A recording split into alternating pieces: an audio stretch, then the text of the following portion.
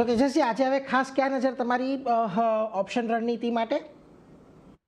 સો જેમ કે મેં જણાવ્યું 25,900નો એક સારો એવો સપોર્ટ છે નિફ્ટીમાં, તો અહીંયાથી રિકવરી પોસિબલ છે. તો આપણે 26,000નો જે કાલની એક્સપાયરીનો કોલ છે 47ની આજુબાજુ ચાલે છે. સો આ કોલમાં ખરીદારી કરવી જોઈએ in the range of 45 to 50. Stop loss રાખવાનો રહેશે 20નો પહેલો ટાર્ગેટ રહેશે, 80નો અને બીજો ટાર્ગેટ રહેશે 110નો.